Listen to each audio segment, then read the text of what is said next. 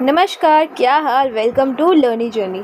Class 10th आज हम कर रहे हैं सब एप्लीकेशंस ऑफ ट्रिग्नोमेट्री जो आपने लास्ट टाइम पढ़ा था, बस उसी कुछ एप्लीकेशंस। इसमें ज़्यादा नहीं आएगा, इसमें बस आपको डायग्राम ड्रॉ करना आ गया ना, और रेशियोज़ का ज्ञान तो मैंने दे ही दिया था लेक्चर 1 में, तो आपसे पूरी एक्सरसाइज हो जाएगी, पूरा चैप्टर हो जाएगा, वो भी बिना किसी कोई ज़्यादा मेहनत के।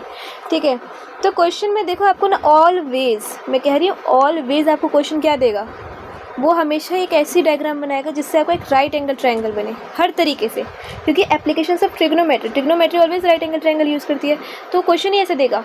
फिर आपको एक पता है, एक एंगल तो 90 हो गया, अब या फिर तो वो ये वाला एंगल फाइंड आउट करने को कहेगा, या फिर तो वो ये वाला एंगल फाइंड आउट करने को कहेगा। अब डिफरेंट चीज़ें लग सकती है उसके लिए। अगर मैं इस एंगल के तरीके से देखूंगी सो मेरा बेस परपेंडिकुलर हाइपोटेनस अलग हो सकता है, और इस एंगल के अकॉर्डिंग देखूंगी तो मेरा बेस परपेंडिकुलर हाइपोटेनस अलग हो सकता है। सो बस इतना सा फर्क आएगा, ज़्यादा नहीं आएगा। और इसी को लगा के हमें कभी थीटा निकालना पड़ सकता है, कभी हमें वैल्यूज़ निकालनी पड़ सकती है। Let's take an example and clear करते हैं आपके जो भी डाउट्स है इस चैप्टर को रिगार्ड। ठीक है, तो सबसे पहले मैं इसे हटाती हूँ, ओझल करते हैं आपके आँखों के सामने से ये चीज़, और एग्जाम्पल नंबर 1 ट्राई करते हैं। कहता क्या है, ज़रा ध्यान से सुनना, और डायग्राम कैसे, दिमाग ज़्यादा नहीं लगाना पड़ेगा, डायग्राम कैसे ड्रॉ करा जाए वो बनाते हैं। ठीक है, अ tower stands vertically on the ground, तो ग्राउंड पे खड़ा है तो ग्राउंड बना दिया, वर्टिकली खड़ा है तो वर्टिकली हमने टावर भी बना दिया। 2 साइड से आ गई, बस एक ट्रायंगल की तीसरी साइड और चाहिए। लेट्स सी वो कैसे दिखाता है। From a point on the ground which is 15 metre away from the foot of the tower, ये टावर था ना, उसके फुट मतलब पैर से 15 मीटर की दूरी पर एक पॉइंट है, मतलब यहाँ। ठीक है, 15 मीटर दूरी पर एक पॉइंट है, ये आ गया। वो कहता है द एंगल ऑफ एलिवेशन मतलब ऊपर की तरफ देखता हुआ, मतलब ये है ना, ये चीज़ एक ऊपर की तरफ देख रही है, ये चीज़, वो उसने बोला कि वो 60 डिग्री है, ये दे दिया। वो कह रहा है कि इस चीज़ को निकालो।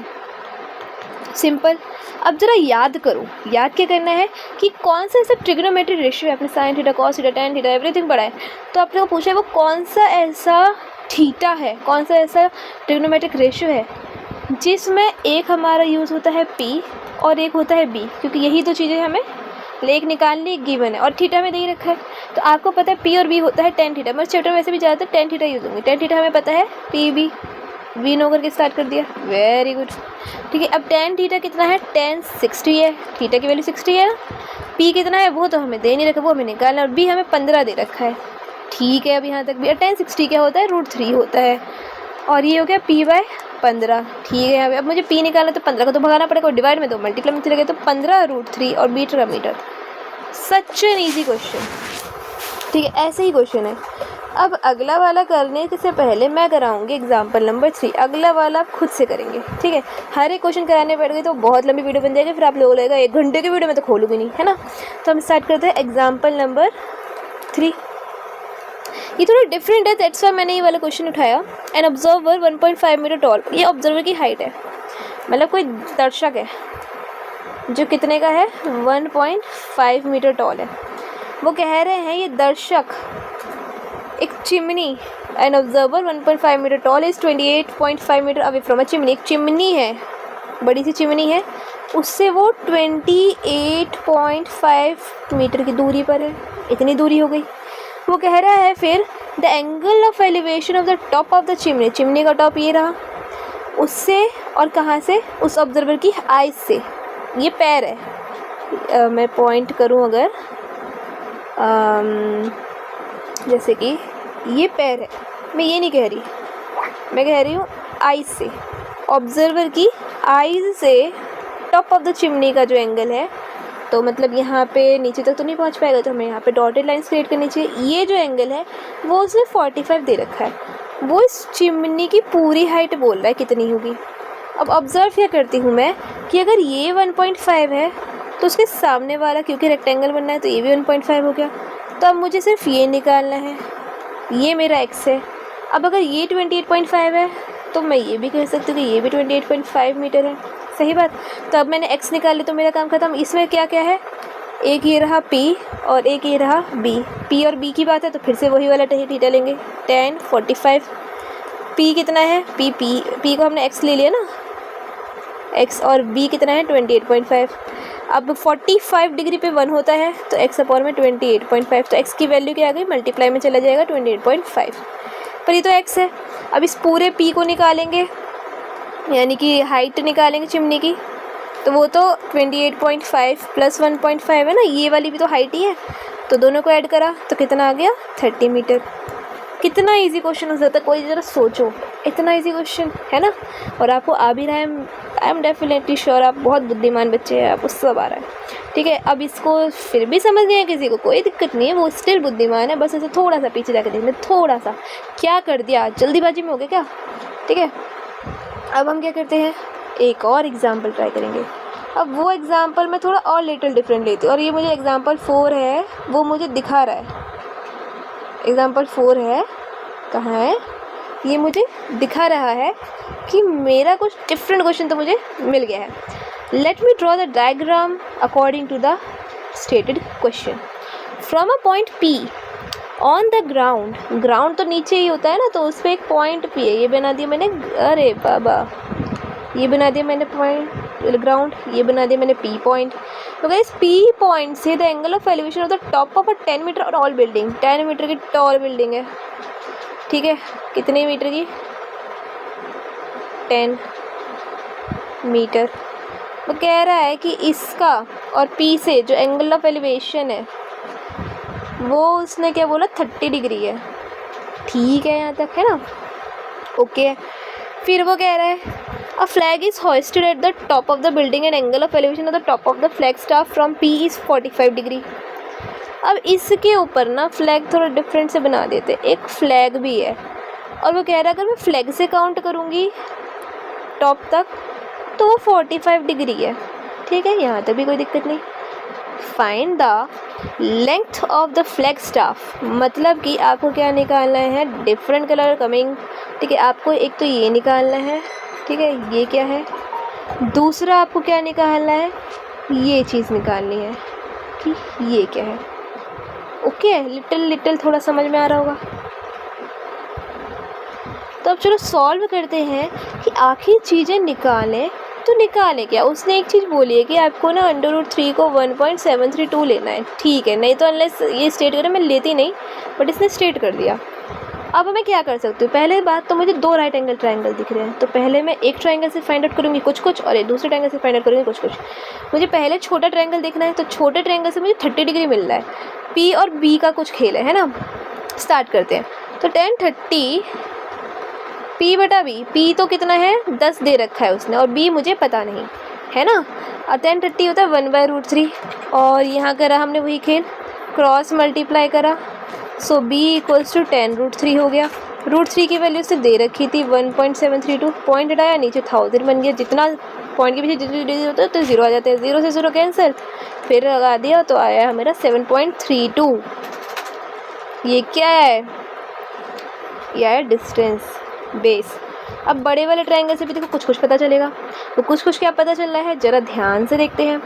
बड़े वाले ट्रायंगल का 10 45 लेंगे, और अब मेरे पास B है, तो P क्या है, P 10 + x ले लेते हैं उसे, इस चीज़ को x ले लेते हैं, तो पूरा मिला के 10 + x हो गया, और B मेरा अभी आ गया था 7.32। लेट्स अप्लाई दिस, 10 45 तो 1, और 1 से हम 17.32 का मल्टीप्लाई करेंगे तो 17.33, 10 + x ले लिया, माइनस करेंगे प्लस की चीज़ तो क्या बचा 7.32, ये आ गई x की वैल्यू। सो ओवरऑल जो हमारी मतलब x ही निकालना था, उससे फ्लैग स्टाफ की पूछी थी, तो वो चीज़ आ गई मेरे पास 7.32 मीटर, मतलब फ्लैग की जो हाइट है वो इतनी है, ओके है ना क्वेश्चन। बस इसके बाद एक डिफरेंट क्वेश्चन लेके देख लेते हैं, है ना, आपको सारे आएंगे। At the end of the video you will be the master of this chapter. तो अब एग्जाम्पल 6 मैंने देखा घुमाते घुमाते, और वो बढ़िया क्वेश्चन है, और वो भी आ गया ना, तो आपके तो बल्ले बल्ले, आपने अगर वो भी सीख लिया तरीका तो आपके बल्ले बल्ले। अब एक बार वीडियो के साथ कर लिया, अब एक बार बिना वीडियो के भी करके देखना, आपको आता है कि नहीं बताना मुझे, और फिर जब ये हो जाए तो एक्सरसाइज सॉल्व करना, ठीक है। वो कहता है द एंगल ऑफ डिप्रेशन, बच्चे ने कन्फ्यूज होते हैं what is this depression thing doing here, हाँ ना तो साइकोलॉजी ना इंग्लिश है, बट देखो क्या है, डिप्रेशन का मतलब है उल्टा लेना है, एलिवेशन का मतलब है वाओ ऊंचाई, और डिप्रेशन का मतलब नो सैडनेस। तो जो ग्राफ है, जो हमारा ट्राइंगल का एंगल है, वो थोड़ा नीचे की तरफ बनाता है, ठीक है। So what is this saying, the angle of depression of the top and the bottom of an 8 metre tall building, 8 metre tall building भी है। From the top of the multi storey building are 30 and 45 respectively. So find the height of the multi storey building and the distance between the two buildings. अब दो building है, एक ये रही 8 metre toll और एक ये रही मल्टी स्टोरी बिल्डिंग। इसकी tallness is not stated here, ठीक है, हमें नहीं पता कितना बड़ा है, बट उसके अलावा वो क्या बात कह रहा है कि the angle of depression from the top and the bottom of a, देखो टॉप से भी एक बनना है, एक बॉटम से भी बनना है, अ लिटिल डिफरेंट, ठीक है। अरे यार टंटे हैं भाई गॉड, ओके है। और ये ग्राउंड भी बना दिया हमने, और ग्राउंड से पैरेलल एक लाइन जा रही है वो भी बना दी। अब वो क्या है कह रहा है, डिप्रेशन एंगल्स बनने हैं 30 एंड 45। तो जो बड़े एंगल्स है वो अंदर के लिए होता है, देखो यहाँ से भी एक पैरेलल लाइन जाएगी, तो 30 एंड 45 बनना है ना, तो वो हाउ कैन वी से द 30 एंड 45।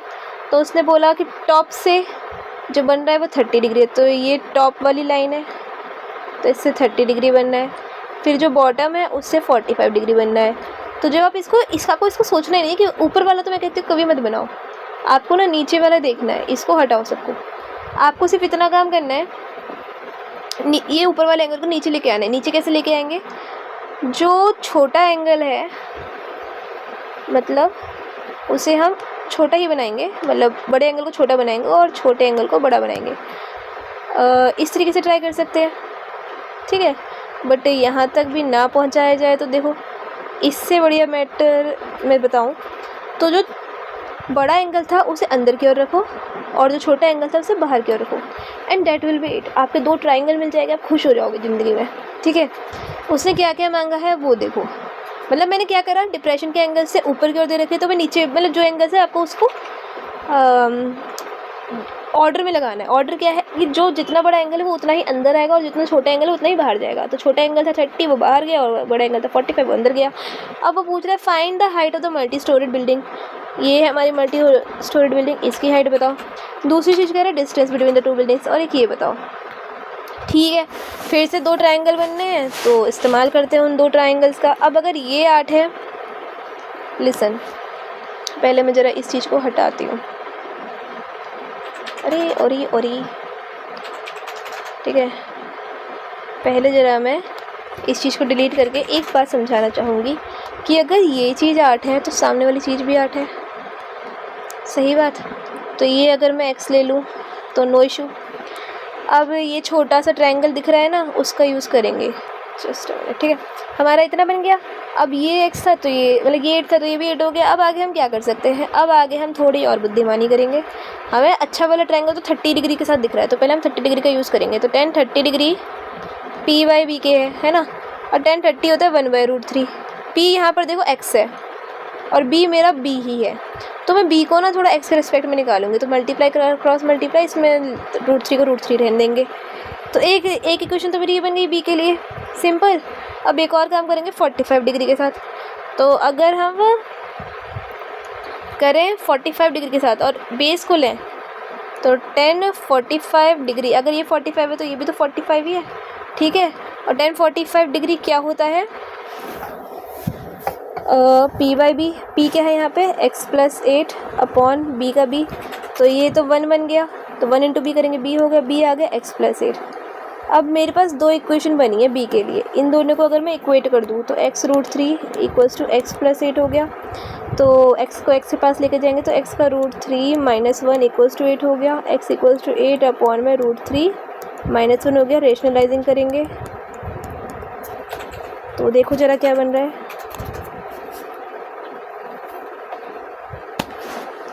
ठीक है। तो देखो हमारा क्या बन रहा है, 8√3 + 1 अपॉन में आइडेंटिटी होती है ना a - b a + b, तो a का स्क्वायर यानी कि 3 और b का स्क्वायर यानी 1, तो आंसर आ गया 4√3 + 1। पर ये किस चीज़ का आंसर आया है, ये हमारा x आया है। हमें x तो निकाल लेना था, x हमें निकालना है। x से हमारा क्या आएगा, मल्टी स्टोरेड बिल्डिंग निकालनी थी ना उसकी हाइट, तो मल्टी स्टोरेड बिल्डिंग की हाइट तो x + 8 है, तो x प्लस 8 यानी कि 4√3 + 1 + 8 आ गया। ये आगे मल्टी स्टोरेड की, और उसके बाद उसने पूछा कि डिस्टेंस, तो बेस कितना है, x√3 या फिर x + 8, तो यही तो बेस भी है, लो बेस भी यही है। So that was it. ये क्वेश्चन तो इतना आराम से हो गया, इस आई गेस ये आंसर सही होना चाहिए। ओके सही है, सही है, बस उसने प्लस कर दिया है। जैसे 4, इस वाले को खोलूँगी तो 4√3 + 4 + 8 बनेगा, और 4 8 को प्लस करा तो 4√3 + 12 बना, 4 को कॉमन ले लिया तो √3 + 3 बन गया। तो वगैरह ये आ रहा है, तो वो तो एक्चुअल में आ रहा है, और बी और पी तो बराबर ही हो गया था, मतलब ये बी भी है ये पी भी है, तो दैट इज़ इट। तो चीज़ें इतनी आसान सी आएंगी, ठीक है, अब घबराना नहीं है। अगला एक और क्वेश्चन ट्राई करते हैं।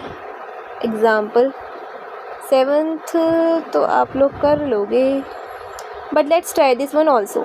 सो कह रहा है, ये लास्ट है, उसके बाद एक्सरसाइज करनी है आपको ट्राई। एक्सरसाइज बहुत छोटी है, ज़्यादा बड़ी नहीं है, मतलब अकॉर्डिंगली, क्योंकि बहुत छोटे छोटे क्वेश्चन बनेंगे। So that was it. एक लास्ट क्वेश्चन करके आपको छुट्टी मिलती है। खुश? अब from a point on a bridge across a river and the angle of the depressions of the banks on the opposite side of the river. River बह रही है, बैंक अपोजिट साइड है, मतलब एक बढ़िया सा पॉइंट है, दो अपोजिट बैंक्स हैं, बन गए दो राइट हैंड एंगल। उसके बाद क्या कह रहा है, डिप्रेशंस दे रखे हैं, मतलब एक 30 एक 45 दे रखा है। अब एक 30 45 तो चलो एक को 30 ले लो, एक को 45 ले लो, no issue. If the bridge is at the height of 3 metre from the banks, bridge की हाइट दे रखी है, ये जो ब्रिज है वो 3 मीटर है। तो कह रहा है कि विड्थ ऑफ द रिवर बताओ। Width of the river is what, ये चीज़ कितनी है। तो हम करेंगे बहुत ही आसान तरीके से। कैसे हो सकता है, एक वाला पहले 30 डिग्री कंसीडर करते हैं, तो p/b वाला काम हो गया है ना, तो tan 30 लेंगे फिर से p/b। देखो हमेशा tan नहीं लेते, डिपेंड करता है कि आपको गिवन क्या है और आपको निकालना क्या है। कई बार आपको p दे देंगे और बोलेंगे h निकालो, स्लैंट हाइट निकालो, तो आपको ना जैसे CD का क्वेश्चन आ जाए कभी, तो ऐसा हो सकता है, तो आपको उस वक्त साइन लेना है P और H के लिए। तो आपको याद रखना है PB किसके लिए है, PH किसके लिए, BH किसके लिए, जो आपको गिवन है उसके अकॉर्डिंग। यहाँ पे मेरे को P और B का काम था, तो मैंने tan फिर से लिया। अब tan 30 होता है 1/√3, P आपका 3 है, B आपका कुछ नहीं है, मैं इतने को कह रही हूँ भी, ठीक है। तो अभी मैं इसे x ले लेती हूँ, इसे मैं y ले लेती हूँ, तो B की जगह हम x लिख देते हैं अभी। अब x की वैल्यू इसलिए क्या आ गई, 3√3, नो इशू। अगला देखते हैं tan 45, फिर से 3/y आ गया, tan 45 1 होता है, 1 हो गया, तो 3 = y आ गया। अब इन दोनों को ऐड कर देंगे तो हमारा बेस बन जाएगा। तो b क्या है हमारा, x + y, तो x क्या है 3√3, y क्या है 3 कर दिया, और 3 में से कॉमन ले लिया, तो ये आ गया हमारा बेस, और यही हमें लाना था। देखो इतने इजी क्वेश्चन है कि आप बहुत ही आराम से ठंडे दिमाग से करोगे तो सारे हो जाएंगे। So with the best of you in my mind, मैं यहाँ पे ख़त्म करती हूँ। आई होप आपको पूरी वीडियो समझ आए, पूरा लेक्चर समझ में आया हो। और अगर कोई क्वेश्चन हो जो आप चाहते हो मैं करूं, क्योंकि मैं अभी क्वेश्चन सीरीज़ लाने वाली हूं, तो मुझे कमेंट में बताना, मैं उसी के पे आपके क्वेश्चन दे दूँगी। आप जब ये वीडियो देख रहे हो तब बता देना, मैं इस पर एक वीडियो छाप दूँगी, ठीक है।